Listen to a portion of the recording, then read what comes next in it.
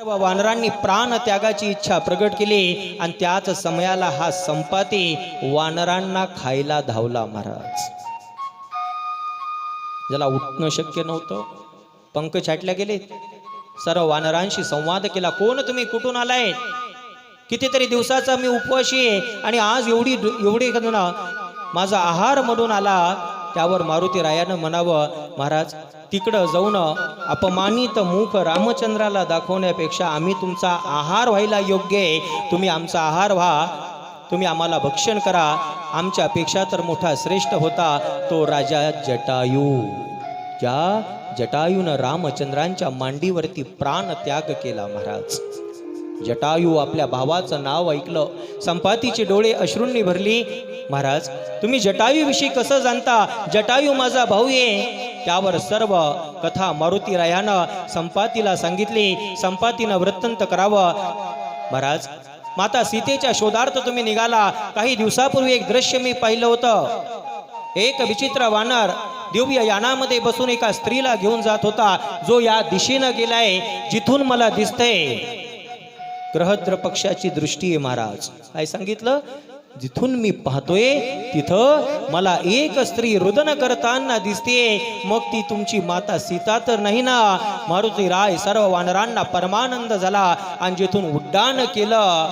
कसं उड्डाण झालं काल आपण श्रवण केलं. सत्राणे उड्डाणे हुंकार वदने कर्णमळ भूमंडळ सिंधू जळ गगने सुरवर्णिशाच झाल्या त्या पळणे. जय देव जय देव जय श्री हनुमंता स्वामी हनुमंता तुमचे प्रसादे नभिकृतांता.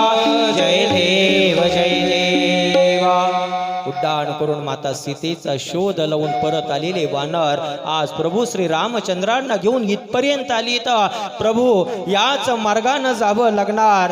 तोच समुद्राचा भाग पाहिला, दिव्य भूमी पाहिली. रामचंद्र प्रभूंची नेत्र जिथे प्रेमानं बंद व्हावे आणि आपल्या डोळ्यासमोर आपला परमदैवत महादेवांचा साक्षात्कार जिथे प्रभू श्री रामचंद्रांना झाला महाराज.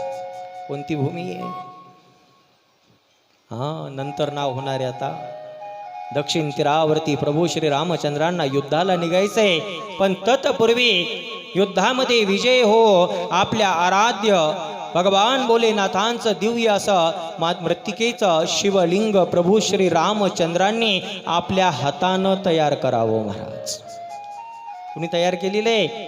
प्रभू श्री रामचंद्रांनी त्रेतायुगामध्ये घडलेल्या प्रसंगाचं वर्णन आणि त्याच शिवलिंगाची स्थापना व्हावी, पूजन व्हावं. शिव महापुराण कथेमध्ये तो भाग तेवढा सांगितलेला नाही. पण एका ठिकाणी इरावती रामायणामध्ये ज्याचं प्रमाणे त्याच शिवलिंगाची पूजा सांगायला त्याच नगरापासून जमीप असलेला त्याचा अधिकार त्या ठिकाणी होता. पूर्वी ग्रामजोशीची पद्धत होती महाराज. ते या गावचे ग्रामजोशी, ते या गावचे कुलोपाध्याय.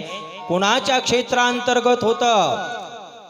विश्रवा ऋषींचं वर्णन केलं. विश्रवानंतर जो वंश वृद्धिंगत होत गेला आणि त्याच वंशामध्ये रावणाचं नाव येतं महाराज. मग सध्या कोण होतं? रावण. लंका नरेश रावणानं येऊन ज्या शिवलिंगाचं पूजन सांगितल्याचं प्रमाण जेथे दक्षिण रामायणामध्ये जे वर्णन करण्यात आलेले आणि जे शिवलिंग जेथे प्रगट झालं, सर्व वानरांनी प्रश्न विचारावा, प्रभू याच शिवपिंडाचं शिवलिंगाचं नाम काय? त्या ठिकाणी श्री रामचंद्र नामकरण करतायत आपल्या आराध्याचं आणि नाव ठेवलं रामेश्वर. वानर म्हणतायत, प्रभू आम्ही अज्ञानी येतो. रामेश्वर म्हणजे काय? रामाचा ईश्वर रामेश्वर. माता पार्वतीनं प्रश्न विचारला, प्रभू अशी कशी देवता? राम म्हणतायत हे रामाचे ईश्वर आणि इकडं तुम्ही म्हणतायत हे तुमचे ईश्वर. महादेव म्हणतात, पार्वती राम जरी म्हणले रामेश्वर हा रामाचा ईश्वर, पण सत्य हे आहे राम ज्याचा ईश्वर तो रामेश्वर. आणि रामाचा ईश्वर कोण आहे? मग भजन करी तो महादेव. भजन करी महादेव महादेव